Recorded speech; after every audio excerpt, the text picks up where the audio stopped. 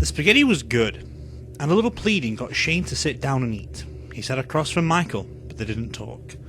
They didn't make eye contact. All in all, pretty polite. Claire was just starting to relax when Shane asked blandly, "You put extra garlic in this, Eve? You know how I like the garlic." She shot him a dirty look. "Oh, the neighbourhood knows." And an apologetic one towards Michael. "It's okay, right? Not too much?" Because garlic wasn't something vampires were especially fond of. That was why Shane tended to use it as garnish on everything he ate. "It's fine," Michael said. But he was picking at his food and he looked a little pale. "Monica stopped by today, looking for you, Claire." Both Shane and Eve groaned. For once, all three of the housemates were entirely in agreement. And they were all looking at her. "What?" she asked. "I swear, it's not... I'm not sucking up to her or anything. She's just crazy, okay? I'm not a friend. I don't know why she's coming around. She's probably going to set you up again," Eve said, and scooped more spaghetti into a bowl. "Like she did at the frat dance.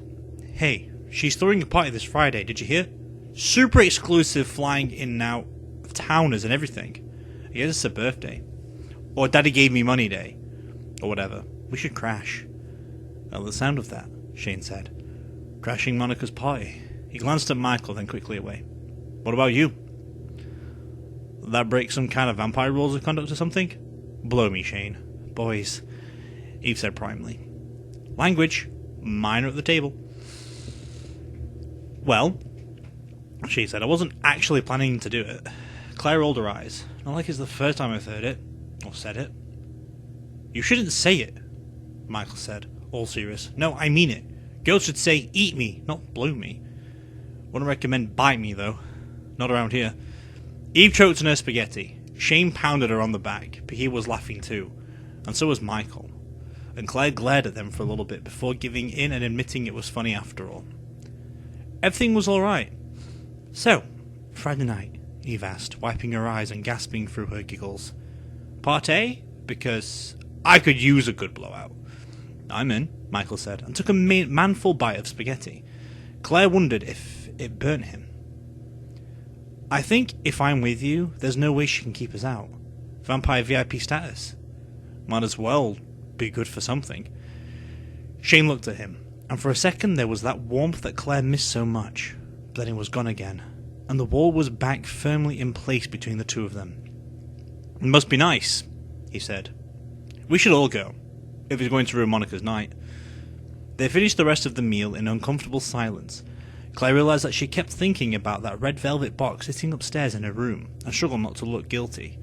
Probably didn't succeed. She caught Michael watching her with a strange intensity, whether he was picking up on her discomfort, or still wondering about why she didn't jump at the chance to go to Monica's party. She ate too fast, cleaned her dishes, and dashed upstairs with a mumbled excuse about homework. Well, it wasn't as though they weren't used to her studying. It was Shane's turn for dishes, so that would keep him busy for a while. The box was right where she'd left it, sitting on the dresser. She grabbed it, put it back against the wall, and slid down to a cross-legged sitting position as she weighed the box in her hand. "You're wondering whether or not to wear it," Amelie said, and Claire yelped in surprise. The elegant older vampire, completely at her ease, was seated in the antique old velvet chair in the corner, her hands folded primly in her lap. She looked like a painting, not a person. There was something about her, now more than ever, that seemed antique and cold as marble. Claire scrambled to her feet, feeling stupid about it, but you just didn't sit like that in Amelia's presence. Amelia acknowledged the courtesy with a graceful nod, but didn't otherwise move. "I apologise for surprising you, Claire, but I need to speak with you alone," she said. "How can you get in here?" "I mean, this is our house. Aren't vampires prevented from entry? Not into another vampire's home, and even were you all human, this house ultimately belongs to me. I built it. I had to build all of the founder houses. The house knows me, and so I need no permissions to enter." Amelia's eyes glinted in the dark. "Does that disturb you?" Claire swallowed and didn't answer. "What did you want?" Amelia raised one long slender finger and pointed at the velvet box in Claire's hand. "I want you to put that on." "But I'm not asking. I am instructing. Claire shivered, because although Amelia's voice stayed level, it sounded hard. She opened the box and shook the bracelet out. It felt heavy and warm in her hand, and she peered at it carefully. There wasn't a catch, but it was clearly too small to fit over her hand. I don't know how. She saw a flash in her peripheral vision, and by the time she looked up, Amelia was taking the bracelet out of her palm and cold, strong fingers were holding her arm. It's made for you, Amelia said. Hold still. Unlike the bracelets most of the other children wear, yours cannot be removed. The contract you signed gives me this right. Do you understand? But, no, I don't want... Too late. Amelia moved and the bracelet seemed to pass through Claire's skin and bone, and settled heavily around her waist. Claire tried to yank free, but there was no way, not as strong as Amelia was. Amelia smiled and held her still for another second, just to make the point before she let go. Claire turned the bracelet frantically, pressing, looking for the trick. It looked seamless, and it wasn't coming off. It must be done this way, the old way, Amelia said. This bracelet will save your life, Claire. Mark me. It is a favour I have given rarely in my life. You should be grateful. Grateful? Claire felt like a dog on a leash, and she hated it. She glared at Amelia and the vampire smile intensified. She couldn't really say it brightened. There was something in it that undermined the whole concept of comfort. Perhaps she'll be grateful at a later date, Amelia said and raised her eyebrows. Very well, I'll leave you now. No doubt you have studies. How am I supposed to hide this from my friends? Claire blurted as the vampire walked towards the door. You aren't, Amelia said, and opened the door without unlocking it. Don't forget, you should be well prepared for Merrin tomorrow. She stepped out into the hall and closed it behind her. Claire lunged forward and turned the knob, but it refused to open. By the time she twisted the knob lock and swung it back, Amelia was gone. The hall was empty. Claire stood there, listening to the clatter of dishes from downstairs, the distant laughter, and wanted to cry. She scrubbed at her eyes, took a deep breath, and went to her desk to try and study. The next day was a busy whirl of classes, quizzes, and discussion groups, and Claire was grateful for the afternoon break when it finally arrived. She felt stupid, dressed in a long-sleeve shirt, but it was the only thing she had that could hide the bracelet, and she desperately wanted to hide it. So far so good. Eve hadn't noticed. Shane hadn't been awake when they'd left for school. No sign of Michael either. She got desperate last night and tried a couple of ways to break the gold band. Scissors, then a pair of rusty old bolt cutters from the basement. But she broke the blade on the scissors, and the bolt cutters were clumsy and slid right off the metal. She couldn't do it alone, and she couldn't ask for help. Can't hide it forever. Well, she could try. Claire headed for the UC and the coffee bar, and she found Eve harassed, pink-cheeked under the rice powder makeup, all alone behind the counter. Where's Amy? Claire asked, and handed over $3 for a mocha. I thought she was working all week. Yeah, no kidding. Me too. I called my boss, but he's sick and so's Kim. So it's just me today. Not enough coffee in the world to make this easy. Eve blew her hair from her sweaty forehead and zipped over to the espresso machine where she pulled shots. Have you had one of those dreams where you're running and everybody else is standing still, but you can't catch up? No, Claire said. Usually mine are about being naked in class. Eve grinned. For that, you get a free caramel shot. Go sit down. I don't need you hovering like the rest of these vultures. Claire claimed a study desk and spread out her books, got her mocha, and Eve called her name, and yawned as she cracked open Last Will and Testament again. She spent most of the night memorizing the symbols, but they were tricky. She got all the Egyptian ones down, but these were a whole lot less straightforward, and she had the sense that Merrin wouldn't be too forgiving of mistakes. A shadow fell over her book. She looked up and saw Detective Travis Lowe and his partner Joe Hess, standing close behind him. She knew both of them pretty well. They'd helped her during that crazy time when Shane's dad had been skulking around Morganville, trying to kill vampires. They didn't wear bracelets, and they weren't protected. As she understood it, they'd earned some kind of special status. She wasn't sure how they'd managed that, but it had to be something really brave. Morning, Claire, Hess said, and pulled up a chair. Lowe did the same. They weren't all that similar in body types. Hess was tall and kind of wiry, with a long face. Lowe was chubby and balding, but the expressions on their eyes were identical. Careful, hidden, wary. How have you been? Fine. she said, and resisted the nearly overwhelming urge to touch her bracelet, fiddle with it. She looked from one to the other, feeling less secure all the time. What's going on? Is something wrong? Yeah, Lo said, you could say that. Look, Claire, I'm sorry to tell you this, but there was a dead girl out the back of your house. She was found this morning by the trash collectors. A dead girl? Claire swallowed hard. Who is she? Amy Callum, Hess said. She's a local girl. Family lives just a few blocks from you. Her people are pretty broken up about it. He shifted his gaze towards the coffee bar. She worked here. Amy? Coffee bar Amy? Oh no. I knew her, Claire said faintly.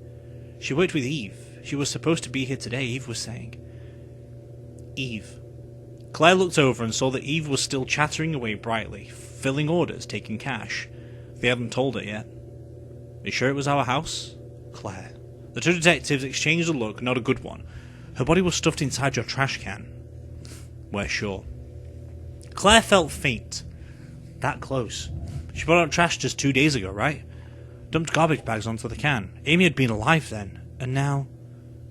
Did you say anything last night? Hess continued. No, It was dark when I got home, and then I studied all night. Hear anything? Maybe some racket out of the garbage cans. No, sir, I had headphones on. I'm sorry. Shane had been looking out the window, she remembered. Maybe he'd seen something. But he'd have said, right? He wouldn't hide something like that. An awful thought struck her, and she looked up into Joe Hess's calm, impartial eyes. Was it? Too many people around, she mimed fangs in the neck. He shook his head. The same as the last one we found, Lo said. Can't rule out our toothy friends, but it doesn't fit their style. You know whose style it fits, though? Jason's, Claire said numbly. Eve's brother. He's still out? Haven't caught him doing anything illegal yet, but we will. He's too crazy to live sane. Lo studied her. Haven't seen him, have you? No. Good. Thought there'd be some signal between them. Hess and Lo got up from their chairs. We better go tell Eve. Look, you think of anything, you call, alright? And don't go out alone. Protection doesn't cover this. Lo cast a significant look at her wrist, and she felt herself blush, as though he'd guessed what colour panties she had on. You need to go out. You go out with one of your friends, alright? Same goes for Eve. We'll try to keep an eye on you, but caution is your best defence. Claire watched as the cops walked away. They exchanged nods with a tallish young man who was coming in her direction. For a second she thought it was Michael. He had the same walk, the same basic shape, but then his hair caught the light. Red hair, not blonde like Michael's. Sam Glass, Michael's grandfather. Amelia told her that Sam would escort her to see Mernin. She just forgot about that. Well, that was okay. Claire liked Sam. He was quiet and kind and didn't seem much like a vampire at all, except for the pale skin and the slight weird shine to his eyes. Exactly like Michael, now that she thought of it. But then, they were the two youngest, and weirdly related. Maybe the older the vampires got, the farther they moved from normal. Hey Claire, Sam said, as if they just talked 5 minutes before, although she hadn't seen him for like nearly a week at least. She supposed that time was different for vampires. What they want. He was wearing a TPU t-shirt and jeans, and it made him look kind of hot. Hot for a redhead vampire, anyway. And he had a nice, if absent, smile. She wasn't his type, as far as Claire knew. Sam was still totally in love with the melee, a concept she found harder to wrap her brain around than curved surface string theory. He was still waiting for an answer. She scrambled to put one together. There's a dead girl. She was found in our garbage cans. Amy. Amy Callum? Sam's mobile, earnest face took on a grim look. Damn it. I know the family. They're good folks. I'll stop by and see them. He sat down and leant closer, dropping his volume. She wasn't a vampire kill, I know that much. I'd have heard by now if someone had stepped out of line. No, Claire agreed. It sounded as though she was killed by one of us. She realised with a rush of horror that he wasn't us exactly, and blushed. I mean, one of the humans. She smiled at her, but Sam smiled at her, but his eyes were a little sad. That's alright, Claire. I'm used to it by now. It's none of them town.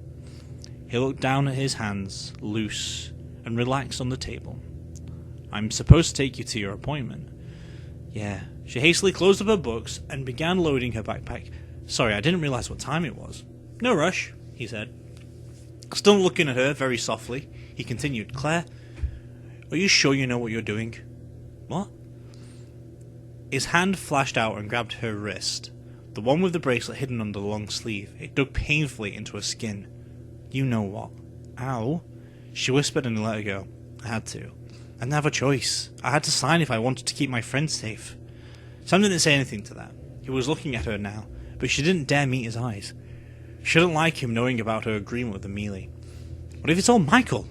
What if Michael told Shane? He's going to find out sooner or later. Well, she'd much rather it be later.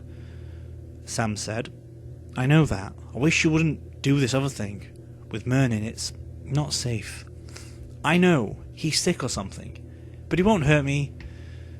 Amelie isn't in this business of worrying about individuals. That, for Sam, was surprisingly bitter, especially when it came to Amelie. She's using you the way she uses all humans. It's not personal, but it's not in your best interest either. Why? Why is it you're telling me? What is it you're not telling me?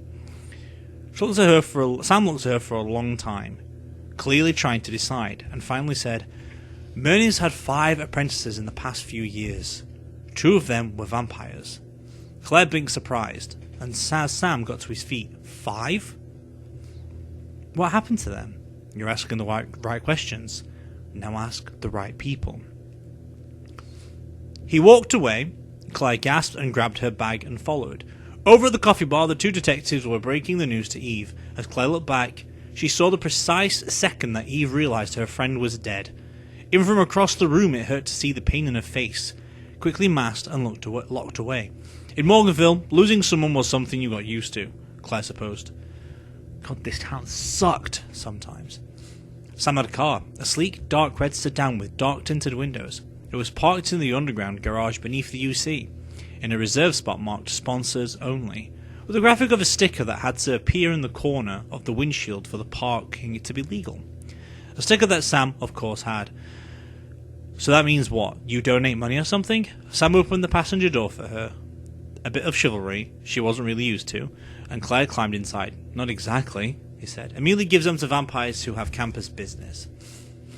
Once he was in the car, turning the key, Claire said, You have campus business? I teach night classes, Sam said and grinned. He looked about 12 when he did that. She had the feeling it wasn't something vampires were into, looking into endearingly goofy. Maybe if they were, they'd be more popular with the local breathing population. Sort of an outreach program. Cool. The tinting was so dark it was like midnight outside. You can see through this? Like daylight, Sam said, and she gave up, buckled her seatbelt, and let him drive. It wasn't a long trip, nothing in Morganville was, but she had time to notice some things about Sam's car. It was clean. Really clean. No trash at all. Well, he wouldn't be chowing down on burgers in the car now, would he? Wait, he could. It also didn't smell like most cars. It smelled new and kind of sterile. How were classes going? Oh, Sam was going to do the interested adult thing now. Fine, Claire said. Nobody ever wanted to really hear the truth to a question like that.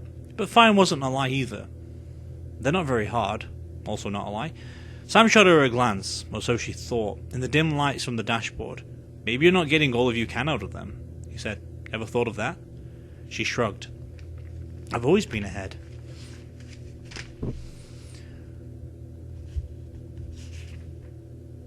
It's better than high school, but I was hoping for something harder. Like working for Mernin? Sam's voice had gone dry. That's a challenge, all right, Claire. Amelie didn't exactly give me a choice. But you still want to do it, don't you? She did. She had to admit that. Mernin had been scary, but there'd been something so bright in him, too. She knew that spark. She felt it herself, and she was always looking for someone, something to feed it. Maybe he just needs someone to talk to, she said. Sam made a non-committal noise that somehow sounded amused, too, and pulled the car to a stop. I have to move fast, he said. It's the door at the end of the alley. I'll meet you there in the shade. He opened his door and just vanished. The door slammed shut, but it did it on its own. Claire gaped, unbuckled her seatbelt, and got out.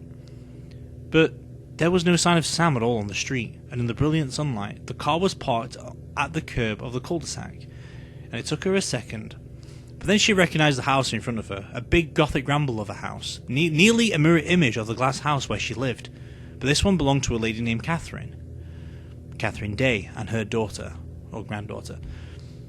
Grandma Day was on her porch, rocking peacefully and stirring the warm air with a paper fan. Claire raised a hand and waved, and Grandma waved back. "You come to see me, girl?" Grandma called. "Come on up, I'll get some lemonade. Maybe later," Claire called back. "I have to go."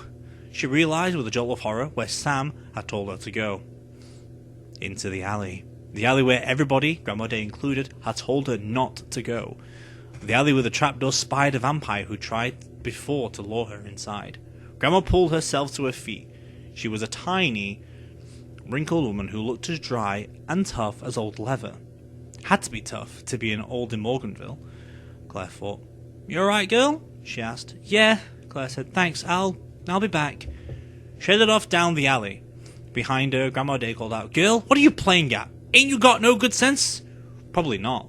The alley was narrow, with fences on both sides, and it seemed to get even more narrow the farther she went, like a funnel. She didn't really feel any strange attraction, though, or hear voices. She also didn't see Sam. "Here," a voice said, as she turned a slight corner, and there he was, leaning back in a patch of black shade next to an overhanging doorway, which was attached to what looked like a shack. Not a really well-made shack, either. Claire wondered if it was supposed to lean like that. "It's Mernin," she said. "He's the trapdoor spider." Sam looked thoughtful at that, and then nodded. "Most people know not to come down this way," he said. "He only takes unprotecteds.